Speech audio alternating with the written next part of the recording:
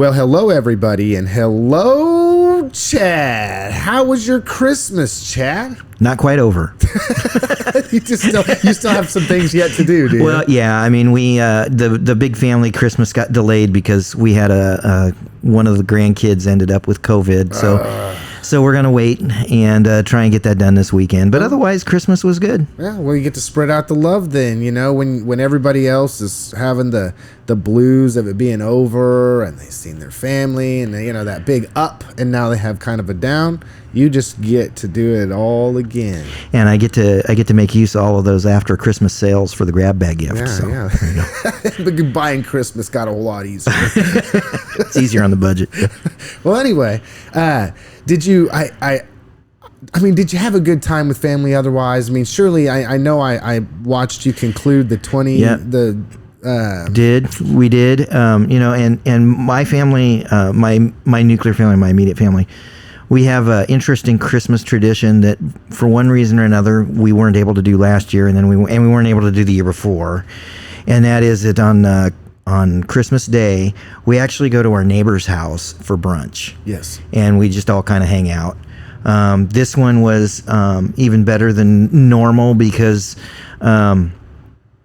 Roy, shout out to Roy, he's a Raiders fan, and the Chiefs played the Raiders on Christmas Day, so we made use of their big TV to watch the game, and I got really angry, and then I got really happy because Patrick Mahomes finally threw a touchdown and covered my parlay.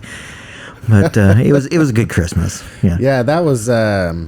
Hopefully that didn't ruin anybody's day. Not ruined my son's day, but he was okay. He had his PS5 gift card that we had given him and whatever else. So, it was just kind of a minor inconvenience. Minor setback. I'll go play this on Madden here. Yeah. I'll go get revenge downstairs. Well, I had a good time with family. Everybody came over.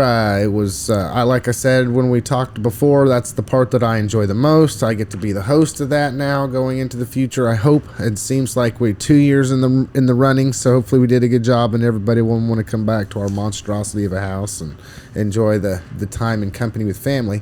But another thing that I thought was kind of interesting that I wanted to mention, and I don't know if it's just because of where I live in location today versus in the past, but we moved to a place that was just right off the bike path. Ah, yes. So I remember hearing a blip about it, but then I was outside and it was dark and I was with the dog or whatever, and I look over to the bike path because I literally can throw a stone to the bike path, and I see just a couple of these lights kind of riding by, and I thought, oh man, that's right. Today is the day that they're doing the winter solstice ride, and I had seen that, I know, in the past, but if you don't live around there, it's not like really the time and day that people get out to go watch people cycle with lights or anything. But that's a really cool event. And then I noticed, well, it was in the paper. It was in the Kansan on Saturday, December 23rd, 2023. Yep. And I thought maybe you'd know something about that. And it piqued my interest in, well, this is not something that just started, right? This has been around for a minute, right? To my knowledge, it's been around about between 3 and 5 years. Okay. Harvey County Walk Roll is one of the instigators here, the main protagonist. And they do a winter solstice. If I'm remembering correctly, they'll also do a summer solstice ride.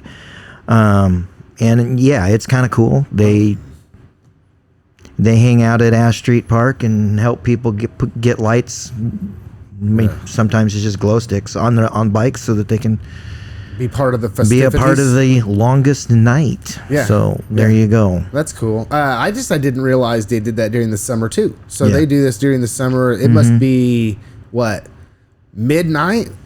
My memory does not do much when it comes to remembering the details of the summer solstice ride. Well, look, people, it'll be coming up. But they also, in the fall, they do the Chisholm Trail ride. That's a little bit bigger deal as far as distance and whatever else. But so not completely out of their bailiwick to put events together. Yeah. And they look for cool things to do, and then they try and do them. Yeah. So. Well, that's not a bad idea. I actually wanted to be a part of it. I mean, I saw it and I thought, man, if I would have been just a little bit faster on what I was doing there and prepared and planned like I should have, then I could have had a whole slew of kids out there doing the same thing, because we have bikes and everything. So next year, I think I'm actually going to make a plan. I mean, it's you can pretty put it in your easy to calendar remember. now.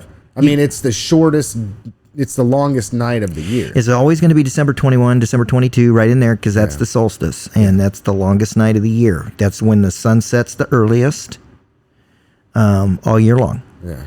And so it's always going to be that day. And so all you got to do is, I mean, dude, I know you got a bunch of bikes around that house. Yeah. So Yeah. you got those, and hey, just stop at like Dollar Tree and buy a box of glow sticks to put on them so that you've got some light, and away you go. Well, and I got a whole year. I might get creative with this thing. You know, and, I might wind up having something with some electricity somehow or another to light some lights. I mean, you can get those little just one battery light things that light up, right? Yeah, and it does provide a nice little reminder about the importance of having a light on your bike, because I gotta tell you, man, at least on my street, pretty regularly, you know, there's folks zipping down towards Dillon's, and you're dressed in black, you're on your bike, there's no lights on your bike, and you know, it's at this time of year, 7-8 o'clock at night, it's dark out, and that's just not cool. And I'm, you know, haven't hit anybody yet, and thank the good Lord that hadn't happened, but I think that's might be part of the motivation from those guys. It's an opportunity to talk a little safety. So. Well, and if you're listening right now, this is a good time of year to slow down. You know, of course, we've got all these things going on and all these things in our mind, but for pedestrians and people that are riding bicycles and are out in the evening time, it's really not that late. I mean, it gets dark, you think, man, it must be really late, and it's like 6:45. Well, people are still out and about moving around and doing what they do, and we just got to be careful for people, because it is harder to see, and we have our mind other places. So. Yep, and you know, we're still in that. It's gonna reverse here pretty quick, but we're in a time period where it's darker more than it's light. Yeah. So just take that under advisement. Yeah, which I just personally just don't like. Yeah, well, I don't like it to be darker longer than it's light. We have to have our 4 seasons. Yeah, we gotta have it. We gotta have it. Okay, and then as I noticed in this, another thing in the same paper that she had talked about was that the Southwest Chief made a daylight stop with special engine, and I thought, well, it's kind of interesting. I think because normally it's painted the way that the Amtrak normally is painted. Blue and gray. Right. And so then I look and I'm like, yellow and black. Man, is this like giving us a shout out? And then I got into reading, I realized, no, okay, yeah, you were wrong, Lance. This is it's a just classic happenstance, yeah, right? well, but isn't it interesting, because we just recently moved forward in towards a big hurdle. We just went over a big hurdle of having the Southwest Chief make a daylight stop here in Newton, Kansas. Kind of, but no. Don't tell me that, Chad. So, well, let's start with the special engine. That's a one of a kind paint job on that sucker, and it was done by Amtrak to celebrate the 50th anniversary of the Rail Aware. Or I can't remember the name of the program. I'm sorry, but you know, it's a rail safety program. It's the thing they use to tell everybody, make sure you look both ways before you go across the train track. You know, which is kind of smart. The reason that stopped in the day was that there was a derailment down in New Mexico. This is a classic case of finding the silver lining of a really rough situation. Yeah. That's what this is. Yeah. So there was a derailment down in New Mexico and both tracks on the main line were blocked. Amtrak had to create what they call a bus bridge. And at one time, they were talking about a bus bridge that would go like all the way from Dodge City to Albuquerque, because they wanted to, at that time, break the chief up. I don't know. It just seemed like a dumb idea, and it hasn't happened. And you know, Jerry Moran came out of his office and threw an absolute hissy fit at Amtrak, and thank God that he did. You know, I'll just be straight, man. Anytime Jerry wants to go to war with Amtrak, I am going to march right with him. Support him. Yeah. Yes, because he is always going to war on behalf of the people of this community, period. So yeah, I'm happy about that. But anyway, they had that derailment. They created a bus bridge so that they could get passengers around it, and they deadheaded the train then. So the eastbound train could get about as far as Winslow, Arizona, and the westbound train was able to get down into New Mexico, I think almost to Albuquerque. So they were busing people in between the two trains. Okay, and that train was then turned around in New Mexico and brought back. So the stop for the passengers and for those people that were wanting to get on, which is some of the folks that told me about what was going on, was delayed, like 9 hours delayed. And that's why we got to stop at about 11:30 in the morning. It's normally here at about 2:30. And so that's why the stop happened at that time of day. And it just so happened that the one-of-a-kind paint job engine was at the front of that train coming in at 11:30. They never knew, but they came to Railer Nation and were supporting the black and gold baby right as soon as we just came over and moved forward another step of having this be a more intricate part of our community, offer us more services. So what you're referring to is that there was some federal money allocated for the extension of the Heartland Flyer. Okay. This is something that rail advocates, and I've met some really amazing folks along the way, guys like Evan Stair out of Oklahoma, that has been working on this for decades. I mean, absolute decades. He saw a long time ago that when you take out a map and you look at the Amtrak network, if you're from Oklahoma or you're from Kansas, and you want to sort of travel around the country, that you have the opportunity to do so. And they even sell these things called like an Eastern Pass and a Western Pass, or a full-on pass. Yes, and you can go anywhere. You have to announce when you're going to leave and where from, and where you plan on getting off and when, and you have like a 2-week time frame to just go anywhere. Yeah. Right. And so if you were to do that, and I'm just throwing the hypotheticals, if I were to buy that pass and decide that I wanted to go to Washington, D.C., I could do it. And if I wanted to then, from Washington, D.C., wanted to head down towards Florida, I could do that. And then, come back through Texas and then head north back up to Newton, Kansas. I could do that. Yeah. But there's a 180-mile hole in the Amtrak network from Oklahoma City to Newton. Now, right now, you can ride a bus. Okay. But I'm here to tell you, because I've done them both, and I've done it both on the same trip, riding a bus is nothing like riding a train. Yeah. Absolutely. I took the train I booked through Amtrak a train/bus trip from here to Madison, Wisconsin. And the train took me to Chicago, and it was like 12 and a half hours.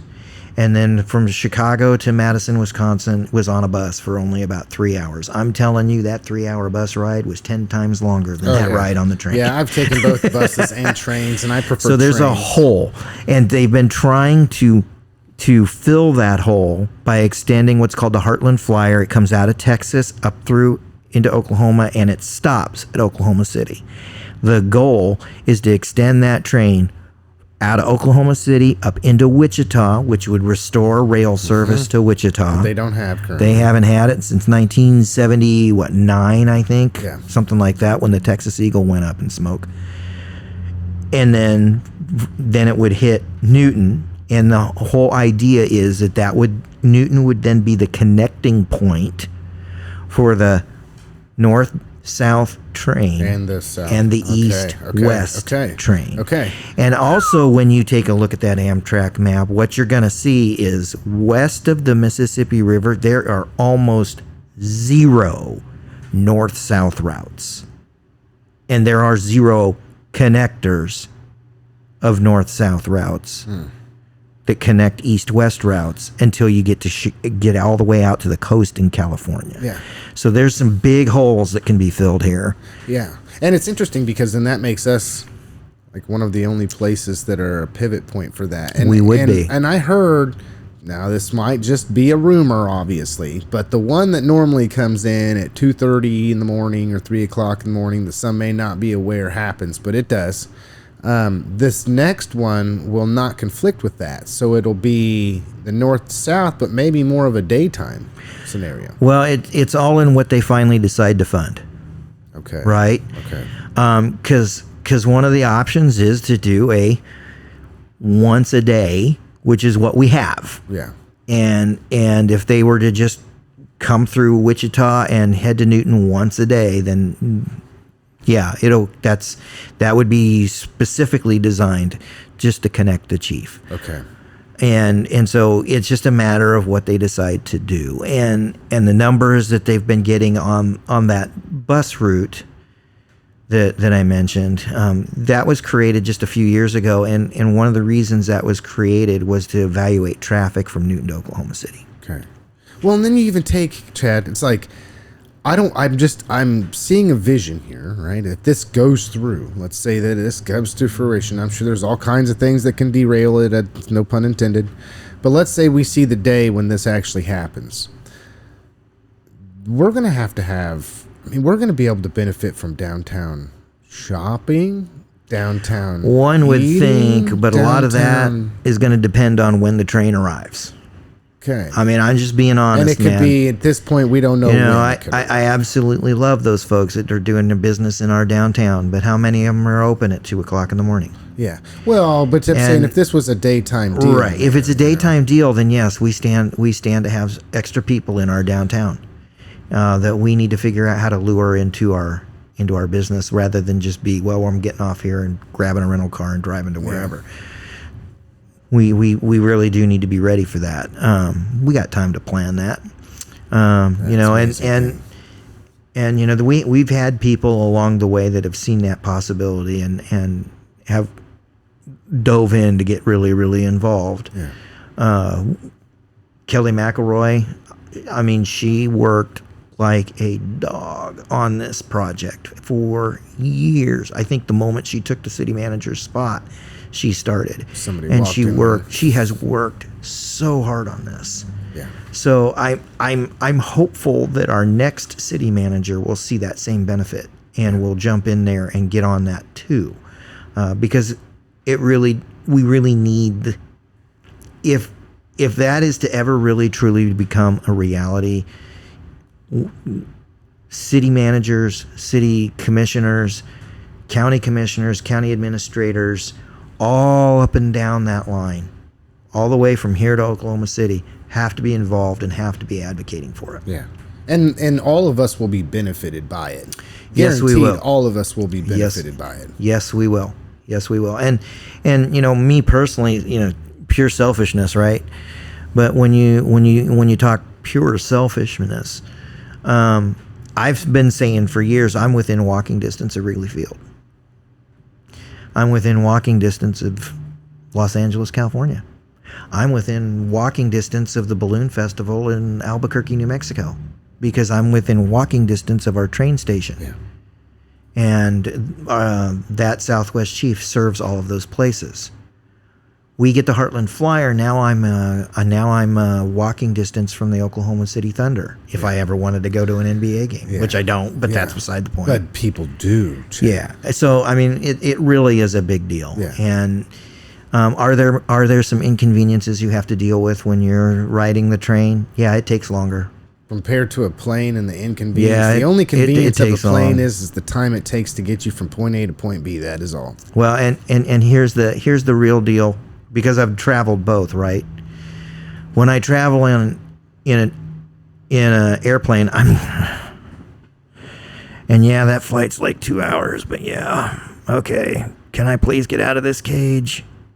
All right, and you're looking at a guy who went to college to try and be an airline pilot, right? Yeah. But this is what I do for like 2 hours, and I'm just, You travel on the train. Yeah, that's what I'm talking about. I'm in the Barca lounger on my living room, and you man. can see like, and that's even before I head out of coach. You know, you get into the observation car. Oh my word! Yeah, you can go into and that's the thing is no matter where your seat is in the house, you can go to the back carts where it's just glass over the top of it. And straight up, you want to pay $5 for a bag of pretzels that'll fit in the palm of your hand. Yeah. That's your lunch when you're on the plane. Well, yeah. You take the Chief, dude. You're eating steak. Yeah. Now, you got to pay for it. Yeah. You're gonna pay. But it's on the menu, right? So I just. And you can bring your own food things on there too. It's like they're not preventing you from bringing a book bag full of things on an Amtrak to eat. So I'm very excited about the Heartland Flyer. Yep. Then they got the money, and I'm hoping that at some point before I die, that they will actually get that done. Yeah, I think it'll be sooner than later. I do. I think it'll be sooner than later. Well, some of us have been around this thing for quite a while, so we're at that show. You know, I'll believe it when I see it staged for a lot of us. So and there's been a lot of battles with Amtrak over the last 20 years. Yeah. You know, and you know, folks of Newton, not enough people know that we have that train coming in, and even fewer understand how hard it has been to keep it. Yeah. That said, we should be patting ourselves on the back for one simple statistical fact. And it's going to stay this way, I think, until the Heartland Flyer comes through. Then this number might change. This statistic might change. But the Newton, Kansas train station is the busiest passenger rail station in the state of Kansas. We're busier than Hutch. We're busier than Dodge City. The Kansas City station is actually in Missouri, or they would be busier. Yeah. But we're it, you know, and it's only going to get busier if we get the Flyer to come in here. Yeah. Well, speaking of things that you have to see to believe, and the talk of economic development and all of these things that we have talked about over, I don't know, the last year, really, last 2, 3, 4 years. Are we starting to see some of those things come to fruition, Chad? Oh, we most definitely are. I know somebody called me up and told me that you were doing a upcoming article of some kind about the top 10 stories of 2023, correct? Yes. And then should be out. Should be in print there? before this this video is on. So. I got to be faster than you then. Huh? So yeah, no, we you know, every year we do the top 10. Right, and it's a long-standing tradition. I don't know, probably 100 years old. I haven't gone back to check how old it is, but we always do it.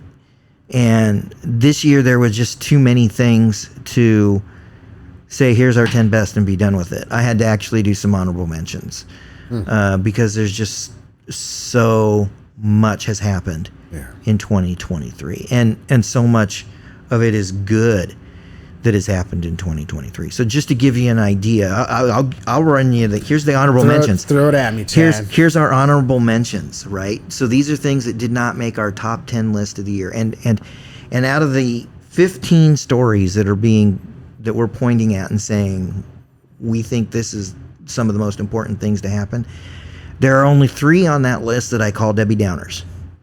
There are only 3 on that list that were highly divisive issues that tore up this community. So we've got 12 that you're like, whoa. So, and you know, the first thing in my honorable mention list, there'll be more on this tomorrow in the paper. Yes. We already released it online, but the fundraiser for an adaptive playground at Slate Creek Elementary, that's on the honorable mention list. By the way, here's what's online now and is coming to print tomorrow. They are planning to begin construction this summer. Really? So they got enough money to start construction. I mean, dude, that is awesome. It's amazing. Honorable mention. Dedication of the new Railer Field and other ball field improvements in Centennial Park. That was a pretty pricey project, and it's one that took years to get to. Yeah. Honorable mention. Newton Medical Center planning an expansion of their emergency room with 3 new rooms designated for behavioral health. $3.3 million project. Honorable mention. The launch of the renovation project at Santa Fe 5-6 Center and the school's gymnasium, which is Lindley Hall. That's a, $8 million project? Honorable mention. Newton Medical Center and the Newton Police Department launch the first health resource officer program in the state and quite possibly the country. Honorable mention. Shout out to NMC. Shout out to Newton Police Department. Shout out to the city of Newton. Yes. Because on so many occasions, this is the type of stuff that's taking place with our law enforcement. And with the stuff that's been going on out at NMC this year, and also, you've got the police department involved in that too, but that all made my decision also of Newsmaker of the Year very, very, very difficult. Newsmaker of the Year will be coming out on Saturday. And I think people are going to be surprised as to who that is. All right, give me a blip on that. Okay, Chad. All I'm going to say is look this. at the camera and say, what is the Newsmaker? What are people looking for when they go buy the Saturday paper? The Newsmaker of the Year this year is going to be different. It's not an individual. It's a group. Made the story hard to write because you always interview individuals. But it's a group. If you pay attention to our top 10 list, you may be able to sort out the Newsmaker of the Year. Here's another honorable mention story. Last one that I put down. Full Vision broke ground on an expansion of their manufacturing business. Again, that's a big deal. Yeah. This is a big deal. It's almost like double size, I think. It's like literally, I've drove by there, I don't know how many times, and it almost appears as though there's more floor space going in than was there before. Not really. I mean, you can tell that's not the case, but it's a big deal. It is a big deal. Big deal. It is a very big deal. That means more jobs for us. Right? I mean, this is a big deal. Yeah. That ain't nothing, though. You keep the list going, Chad. But it's honorable mention. Those are just honorable mentions, let alone what would be at the list then. Yeah. Yeah, you ready for some of these? I'm ready. I'm excited. So number 10 on my list of top 10 stories of the year. And if you want to talk about individual stories, you just say the word. We'll chit-chat a little bit. Bet. New Hope breaks ground. We're getting a new homeless shelter. Now, that may not sound like a big deal, but it is a big deal. They're spending something like $5 million out there, and that was all privately raised funds, every dime. And if you've driven by out there, they've got a nice big array of solar panels out back. Yeah. And this is a big deal. Yeah, they're building it almost to be like a self-sustainable building. And when they open that thing up, they will, for the first time in their existence, have their own home. Yeah. They don't need any lease agreements, no rental agreements, nothing. This is theirs. And they've been around quite a while. I wrote the story when that first opened under the watch of Penny Dugan and New Jerusalem Mission. They accused me of naming it at that time. It didn't have a name. I called it the homeless shelter for Harvey County, so they called it the Harvey County Homeless Shelter. It is now New Hope. New Hope, which is a great name. Which is many communities like McPherson, Marion, I do believe in Harvey County. So they're well on their way. I expect them to, they will open their building here in 2024. Yeah. Right, it's going to be a big deal. Number 9, library construction begins. Dude, that was 10 years in the making. Okay, and millions and millions of private funds donated for a public project. Yeah. How can you not say that was a big deal? Yeah. I cannot wait to see that building when it's done. And the last that I checked on it, they were either on or a bit ahead of schedule for construction completion. That is completely unheard of. Yeah, and that's a library that'll take us into the future, because I remember when I was somewhat skeptical about the library and the funding and all of this, like some people probably were in the community. It turns out it's a library for the future. Really, it is. It's one that has creative space. It's one that provides things that the old library couldn't. So we are really, that library is going to be a very good, beneficial resource to everybody in the community. And it already is. Yeah. I mean, quite honestly, But I mean, now more. It will offer Yes. more, Chad, way more than it ever well, did before. they're giving themselves a shot of steroids. Yes. What they're doing, and it's Yeah. it's awesome. It's Yeah, just it is. really incredible. So then, number 8 on my list is one of sort of those Debbie Downers, the county banned commercial wind and solar projects. And the only reason it made the list, quite honestly, is because it kind of had to. It was such a divisive issue. It was so big, so huge, and it was so long. Yeah. You know, we went from having really no rules at all to a proposed set of rules being passed in October, and then in February it gets brought back up again, and then we go back to the drawing board, and you know it took us 2.5 to about 2.5 years to get to this point. Yeah. Now, and that's where we are now, and the decision to ban those things, those commercial projects, that's a game changer. Yeah. Okay, and you can decide whether that's a game changer for the good or the bad. I have my own beliefs, but it is a game changer. Well, and with that, we all, over the course of the time, I mean, that was a big one, right? It made the headlines a lot. People in the community or anybody that watched that unfold got a front and center view of how government operates. Yes, they did. Through and through. Just the participation of the citizen, the committees that are chosen by the elected officials and the commissioners and appointed and the whole thing. And we were able to watch that whole process be touched from the very beginning, from the word being spoken until the result being what they decided, good or bad. Yes. Yeah, and some of those folks have remained engaged even after the decision came down. Yeah. Some of them have new issues that they're going to start working on. Others are just staying there to watch and paying attention. Good for you. I mean, straight up, these democratic forms of government don't really work unless people are watching and paying attention and participating. And that's just good for you. Yeah. So, number 7, you want to read that one? Wetland Park opens. Yeah. Yeah, that's cool, man. I mean, I gotta say, one of the, I know it's off, right? But I believe it's called Quivira National Park there. Yes. It's in, I guess you could call it Western Kansas. I don't know. It's northwest of us, Northwestern, okay. That's one of my favorite places on earth. And every time I go there, I go up to the top and I just watch, I mean, I'm sure, but we have that here.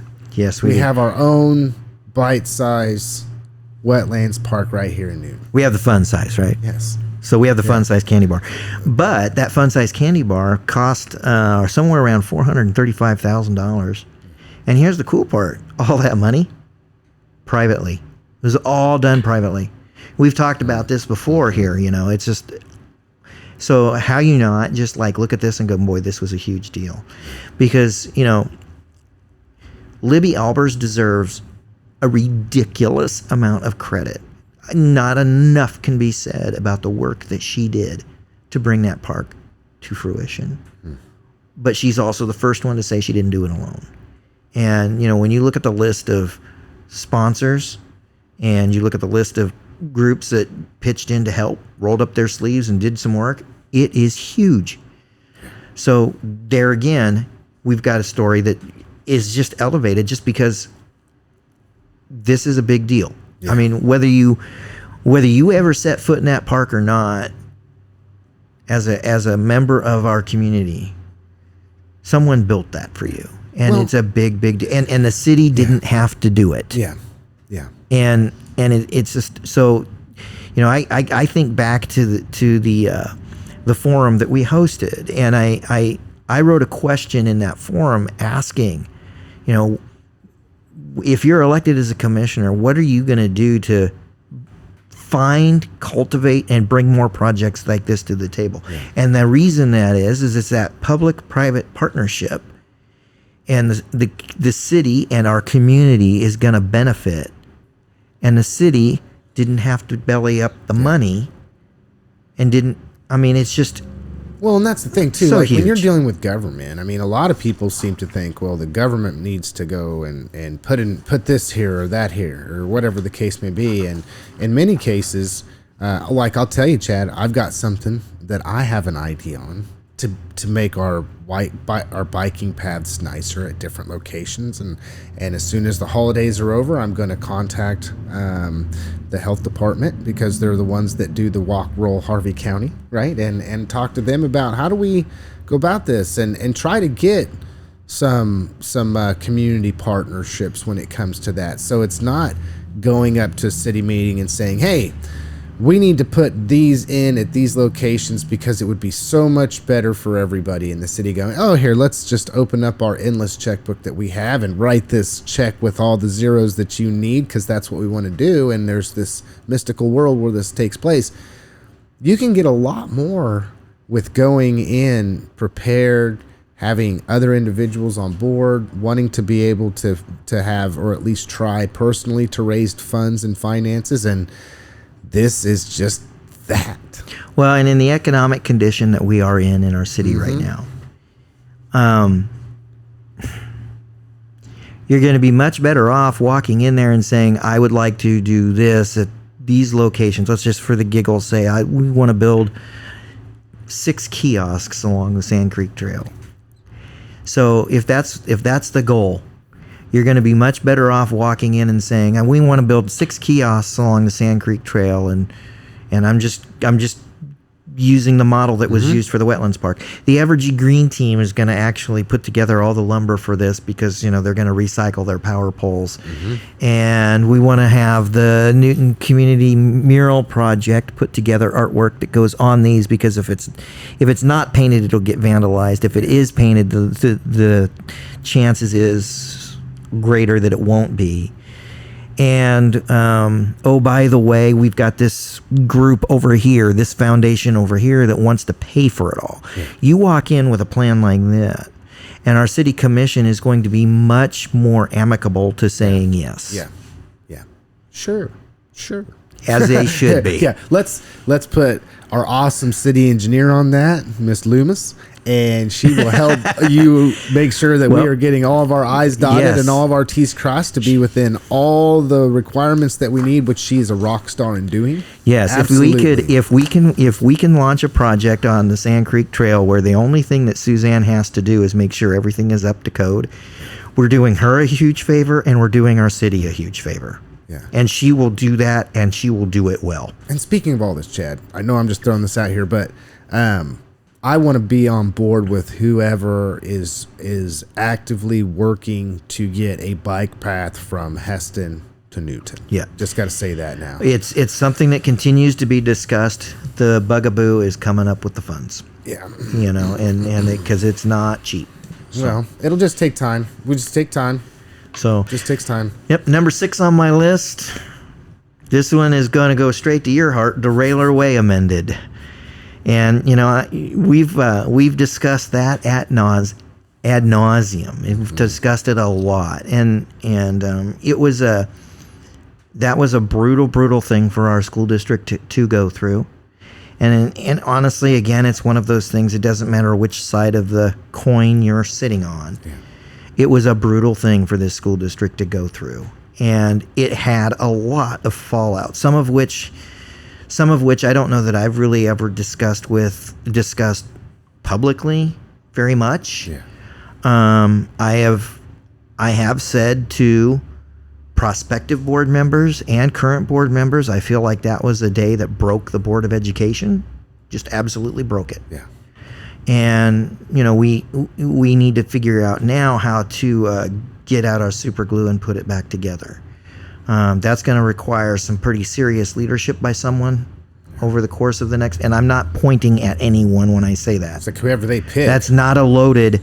Yeah. Someone needs to lead. It's just someone needs to lead, and it's going to require a lot of work by that person, whoever is going to be that person, to fix all of that. Yeah. Okay. So I have nothing to say about that at all. I'd like to talk about number 5. Which happens to be all the new housing that we see going in, which, I mind you, you go to four corners of this community and everywhere there's construction, but almost in all those four corners, there's houses being built. Yes, there are. And, in writing the top 10, I actually had to spend a little bit of time thinking about this concept, because who do you highlight? Yeah. Right? And there's a lot.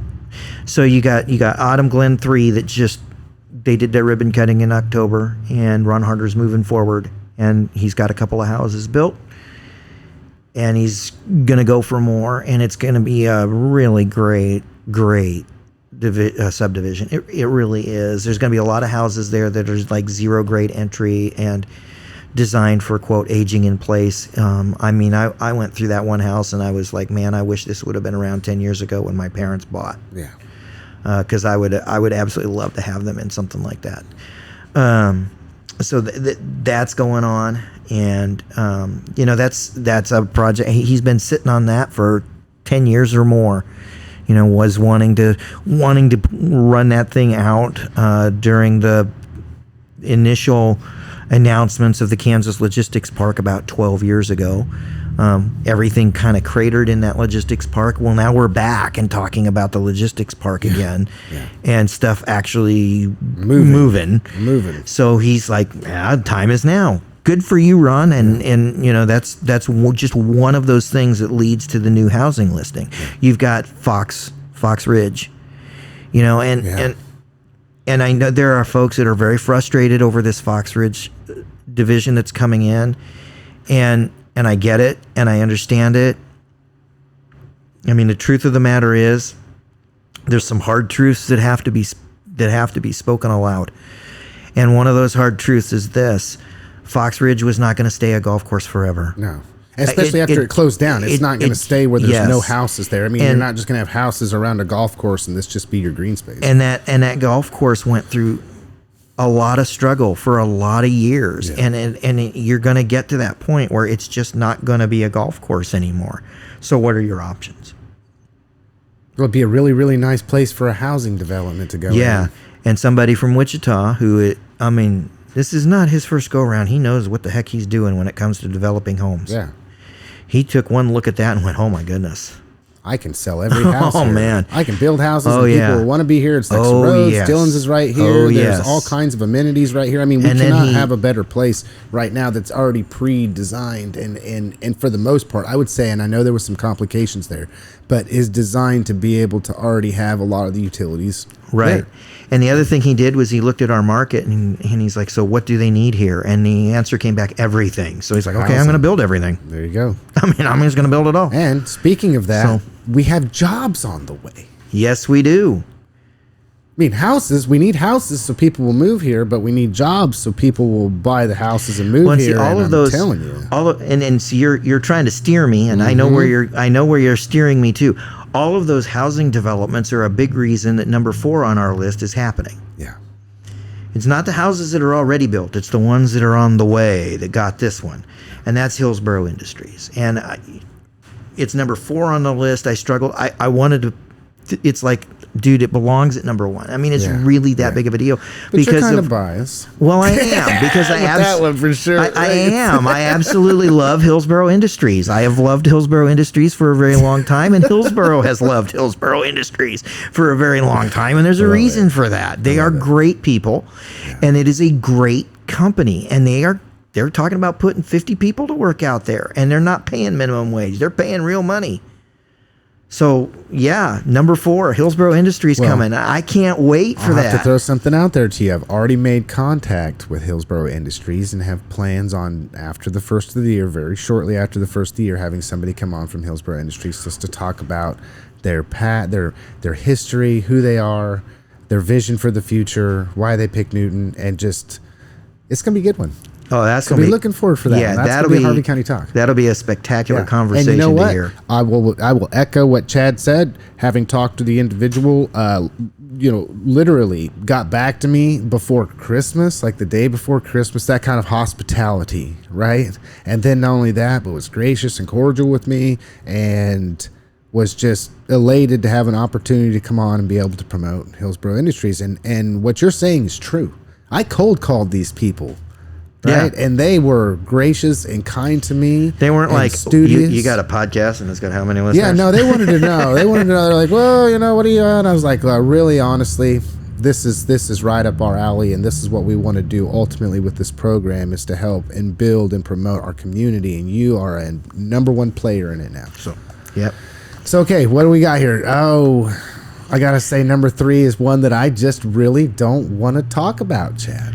Well, I know.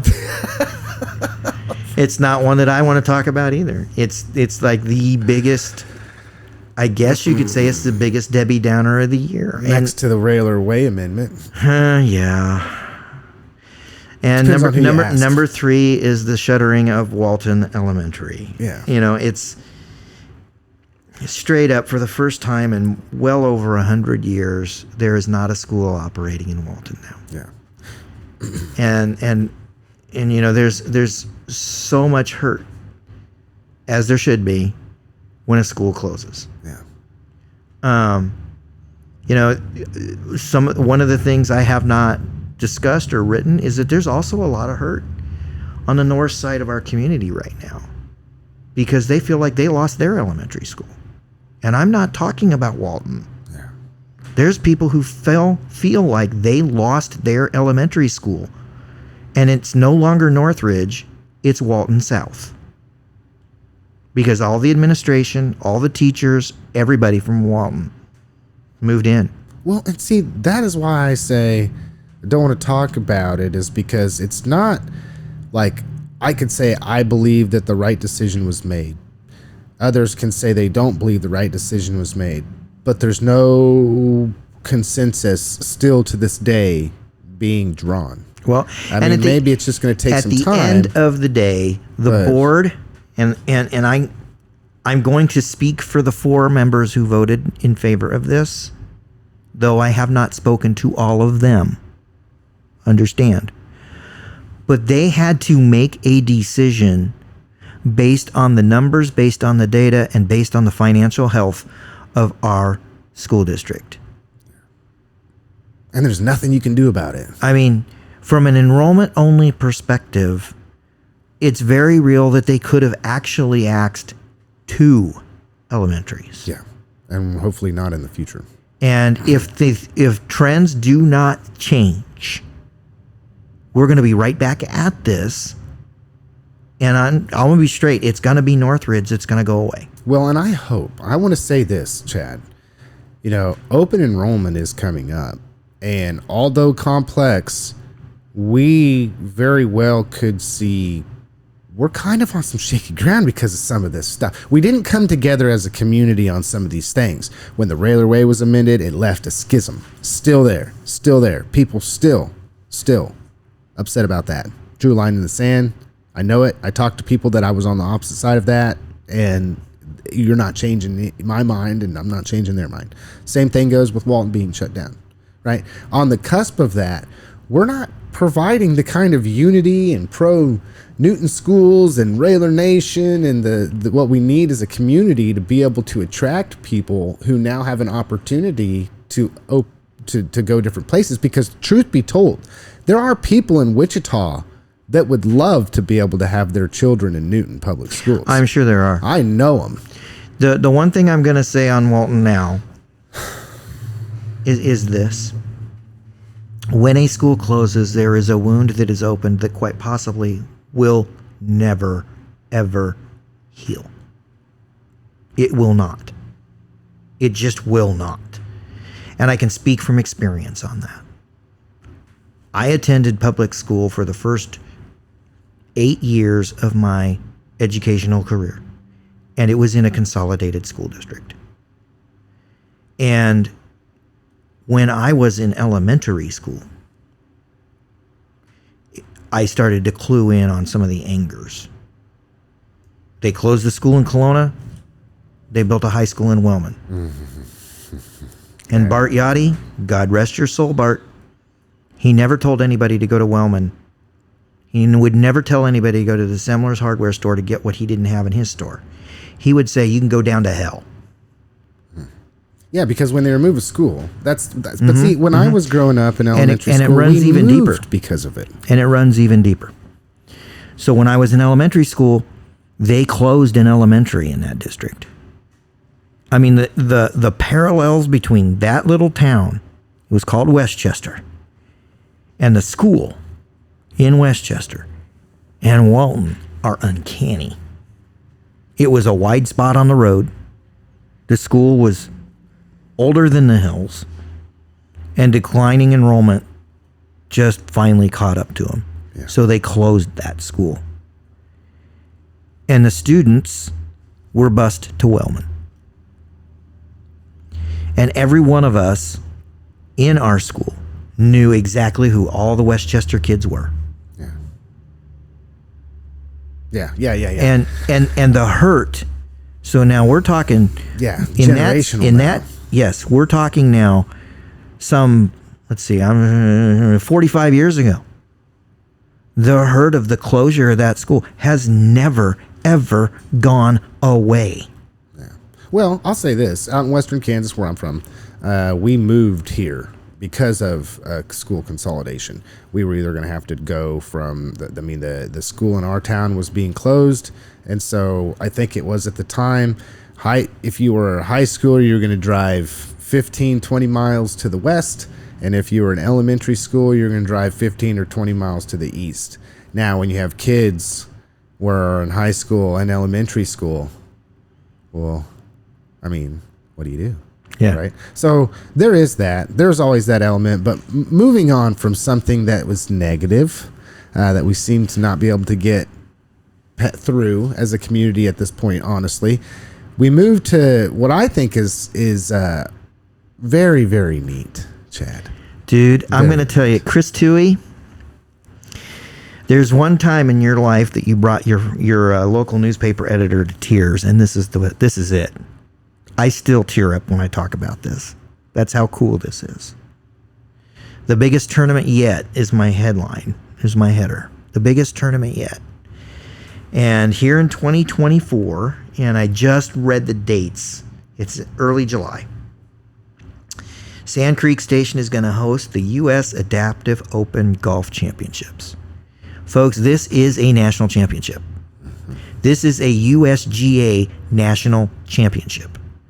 And when you look at the sort of big dealness of this championship, the USGA says this: we have 3 championships. We have 3 national championships. We have the men. Everybody loves to watch the men. We have the women. Everybody loves to watch the women. And we have the U.S. Adaptive Open. That's what they got. They treat it on equal footing with their prime men and women's tournament. Yeah. This is a huge deal. And for us to be the first, we are the first place to get it when they decided to move it out of Pinehurst, of all places, and go on the road with it. We're first. Holy crap. Right. Newton is an amazing spot. I just don't think people really understand some of the really cool, awesome things that we get to have and experience here. Yes. And so, I'm one of those folks that always struggles to remain positive. I always look for the cloud that's around that lining, right? And so there's plenty of cloud that you can look for when you talk about Sand Creek Station. I'm just being honest, Chris, because Sand Creek Station led to the closure of Fox Ridge. Public golf course. Yes, yeah. It led to the closure of the public golf course. We found ourselves in a serious budget pickle trying to pay off the bond debts that we incurred for the construction of that place. And the housing that we were promised to come in didn't. That's not because of Chris Toohey. That's not because of Sand Creek Station. It's because we gambled, and we didn't gamble with house money, and we lost. So there's those things. This right here in my brain, it makes up for all of it. Yeah. I mean, you can just bury all that crap because we now got something. This is This is game changing for the city of Newton. Well, and I also, on that, not to take away from the USGA Adaptive Open, with Sand Creek just specifically, I'm going to say pretty dang sure that at this stage in the game, a lot of that bond has been paid off. Yeah, we're now pretty much done. They're able to, I don't know if they're able to turn a profit, but it's not as and much they do. of a, yeah. Yeah, they do turn a profit. I mean, yeah. But with that, Matter of fact, they turned such a big profit this last year that the city had to go back and amend the budget in order to spend the money that was needed to buy the product for resale. Yeah. I mean, think about that. You want to talk about a great problem to have? Go pay the newspaper $2.25 an inch so that you can publish illegal and spend what you need to spend in order to restock your shelves. Well, you can tell if somebody's a golfer or not really quickly. If you tell somebody you're from Newton in this region, they'll tell you, I played on Newton Golf Course. Oh, yeah. It's a big deal. It happened to me all the time with students when I was teaching public speaking at Wichita State. So, and the U.S. Adaptive Open, that's the national championship for anybody with a physical disability. Yeah. This is freaking huge. They're going to be coming from everywhere. Watch it unfold, people. And I know that they're still looking for volunteers and stuff, if I'm not wrong. They will be, So yes. as we go forward in this, I know there's you just gave me another name. So Rick, if you're a listener to the program, I'm going to be trying to reach out to you to talk about this. Yep. So what is number one, Chad? Because we are getting close to the end of the program. So what's number one? GAF signs on the dotted line. I mean, boom. I get it. For anybody out there, it's like, well, they haven't broken ground yet. You're right, they haven't. But you know what? They bellied up to the bar. They've bought the ground. It's theirs. Yeah. Folks, get used to it. They're coming. Well, and they don't seem or appear to be the type of company that would be going through this part of the process this late in the game, like they don't know what they're fixing to do. They make and that maybe Quick Trip doesn't know a little something. They're a very pragmatic company, right? They make sure everything is done right when they do it, and so I that's why that's number one, and it's number one also because we've got this 12 years that we have been waiting and waiting and waiting for somebody just like this, and now they are here. Huge deal. Huge deal. In fact, go back. I still don't think that there has been such a planned amount of money to be invested in the region. That includes Wichita, folks. I am going to quote Andrew Nave with the Greater Wichita Area Partnership. Here it is. What you are all considering here with GAF is truly remarkable. This is one of the largest capital investments in our region in recent history. $350 million is a massive investment. In fact, over the last 5 years, the numbers that our offers tracks regionally, this would be the largest private sector investment anywhere in the region for 5 years. Boom. Boom. Yeah. Think about that. If you really let that settle in, that should be no question about why this is not number one. Look at all them huge warehouses that have been built on the north side of Wichita. Yeah. This is bigger. Think about that. Yeah. Amazon moved in. This is a bigger investment. Natural number one. There it is. So and honestly, you can almost shake up, those top five, and you can just roll a die and put number one on one of them. You really can. That's this year of 2023 for Newton is transformative. It is massively transformative. Right, wrong, good, bad, whatever. 5 years from now, we're going to look back on 2023 and go, wow, what happened? This town looks so much different. Yeah. That is how big of a year we are bringing to a close. I certainly hope that we can keep the momentum, and it sounds like we've got some things moving along that we'll be able to keep some of this momentum with into 2024, so that next year you and I can be sitting here and I can be like, 2024 was just a holy crap, I didn't think we'd ever repeat 2023, but holy moly. When people see what's taking place right here and that Quick Trip is up and running and these other things are doing what they're supposed to be doing, it's going to turn into an amazing, amazing thing. And more people are going to want to come here and be on board. We're going to have more houses. And I believe that for 2024. I absolutely 100% believe. If you're watching this unfold right now, this is just the beginning. What you see happening is only a small percentage of what's to come. And one of the things that I'm going to put out there for folks right now is that I was really nervous about the housing because interest rates started creeping up. And I started to get nervous. But one of our local real estate agents posted on her Facebook page just within the last 2 weeks that she was trying to help somebody buy a house, and she checked interest rates on, and she went to a local bank and got 5.5%. That's well below the national rate. Yeah. If our local banks are going to be willing to play ball like that, seriously, Katie, bar the door. We're going to have a lot of houses sold this next year. Yeah. And we're going to set records. And, you know, so I think the record for housing starts was like 120, and we set it about 6 years ago. That was mostly fueled by apartments that were being built during that time. Yeah. But I really feel like we could be setting some big time records for housing starts this next year. And those folks that are building right now, whether it's the Enclave, whether it's, well, shoot, I didn't even mention Harvest Point. They're already full. Yeah. And they're trying to figure out how to get the money together to do phase 2.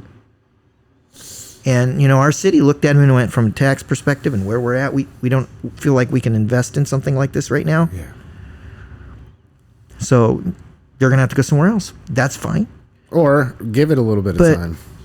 I mean, that filled up in days. Yeah, in days. And we haven't even seen GAF turn any dirt.